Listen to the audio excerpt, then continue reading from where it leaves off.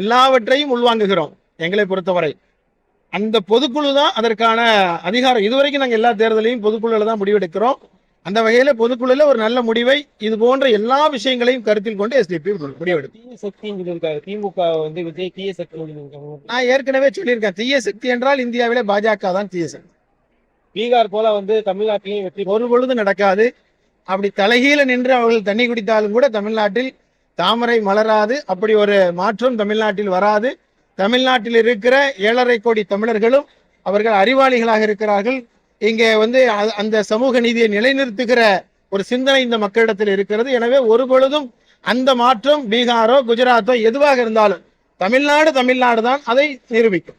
இல்லாதான் சீட்டு கேட்பதல்ல. எஸ்டிபியை பொறுத்தவரை எல்லா பிரதிநிதித்துவத்தையும் நாங்கள் பெண்களுக்கு மகளிருக்கு நாங்கள் தொடர்ந்து வழங்கி கொண்டிருக்கிறோம்.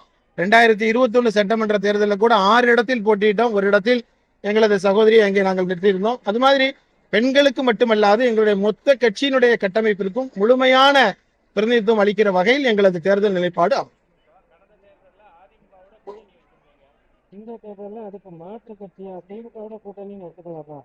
அதான் எதுவாக இருந்தாலும் எங்க பொதுக்குழு தான் அதை வந்து தீர்மானம் செய்யும்.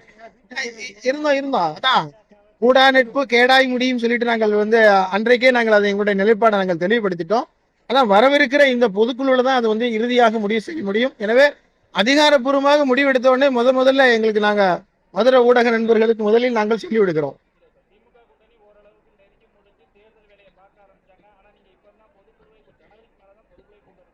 ஆமா, தேர்தல் அறிவிக்கிற அந்த சமயத்தில் தானே, அதாவது தேர்தலுடைய முடிவெடுப்பதற்காக நடத்தப்படுகிற பொதுக்குழு, எங்களுடைய நிர்வாகிகளை தேர்ந்தெடுப்பதற்காக.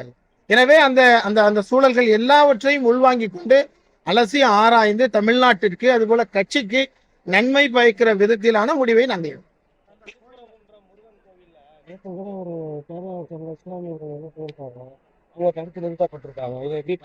நான் ஏற்கனவே சொன்னோம்ல, இந்த திருப்பரங்குன்றம் என்பது ஆண்டாண்டுகளாக நடந்து கொண்டிருக்கிற அந்த பாரம்பரிய வழக்கங்கள் அது தொடர்ந்து நடத்தப்பட வேண்டும். அதில் எங்களுக்கு எந்த மாற்று கருத்தும் இல்லை. ஆனால் அதை இப்பொழுது நீதிமன்றத்தின் வாயிலாக அவர்கள் ஒரு விதமான சட்டம் ஒழுங்கு பிரச்சனை ஏற்படுத்துவதற்கு முயற்சி செய்வதை நாங்கள் வன்மையாக கண்டிக்கிறோம்.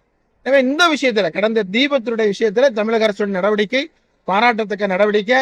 சட்டம் ஒழுங்கு பிரச்சனை அந்த திருப்பரங்குன்றம் ஊர்ல போய் கேட்டா நாங்கெல்லாம் மாமா மச்சனா இருக்கிறோம், நீங்களாம் யார் என்று கேட்கிறார்கள். எனவே மதுரையில அவர்களுடைய செயல்பாடுகள் எங்கே எடுபடவில்லை என்ற காரணத்தினால்தான் ஆளுநர் வழியாக வந்தவர்கள் இப்பொழுது நீதிமன்றத்தின் வழியாக முயற்சி செய்கிறார்.